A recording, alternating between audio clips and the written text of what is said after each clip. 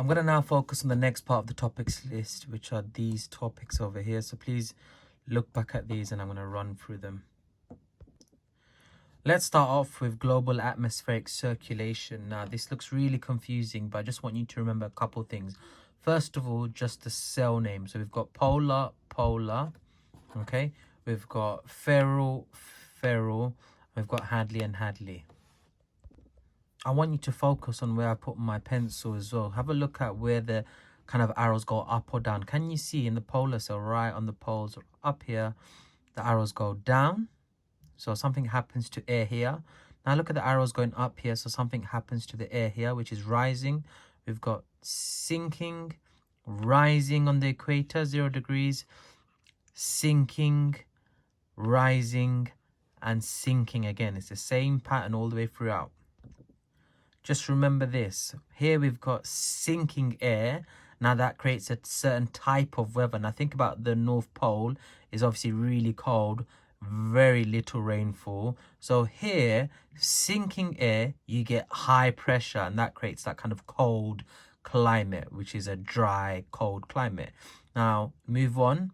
Here where we are, think about our kind of weather, what it's like. You get lots of rising air. Now think about evaporation. You need lots of air to rise. So along here, 60 degrees, this band here, you get rising air, which is what kind of pressure? Low pressure. Now follow the pattern. Here along this desert region where my pencil is going through the Sahara, again, very dry, but not a cold climate, but obviously really warm. So you get, look at the arrows going down, which means it is high pressure. Okay, so sinking air relates to high pressure, and that creates that kind of dry climate over here.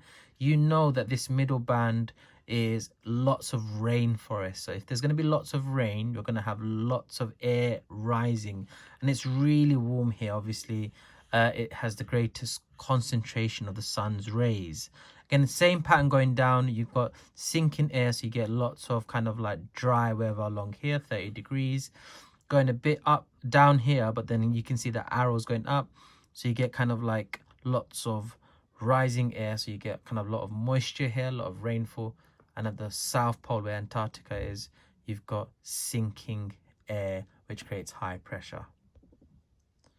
Okay, I want you to focus on some of these names, which are basically just wind names. Again, you don't need to know it like that. I'm just going to run through it very quickly. Here we can see, focus on these. You see these blue lines at the bottom. They are known as the easterlies because they're coming from the east.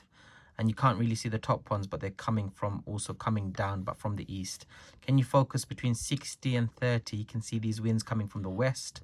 Look at the way my pen's going. And again, from this region, they're going up this way, but they're coming from the west. Again, that's why they're called the westerlies. And can you see these two middle bands? They're both coming from the east.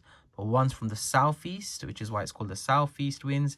And these are from the northeast winds, but they're still coming from the east, all going that way.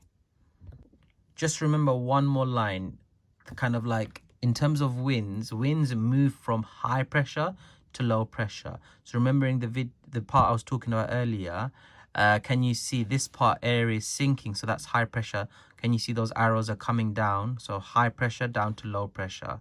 Again, if you think about over here, you can see it is sinking air, and that creates high pressure. So high pressure down to low pressure. That arrow is going down towards this part, low pressure. So you might be able to kind of describe, can you see this question? Describe the link between air pressure and surface winds. Have a look at this past paper question. It says, using figure 3, describe the link between, what's the link between air pressure and surface winds? Thinking about this picture over here, these are the surface winds, all these ones that I mentioned to you earlier. All you've got to say is that the link is that the winds, remember the winds, move from high pressure to low pressure. You can see it here. You see this line over here? Sorry, this line over here, that's high pressure to low pressure. Again, look at these high pressure winds moving to areas of low pressure. And then all you have to do is give an example. For example, the westerlies that move from high pressure to kind of low pressure areas.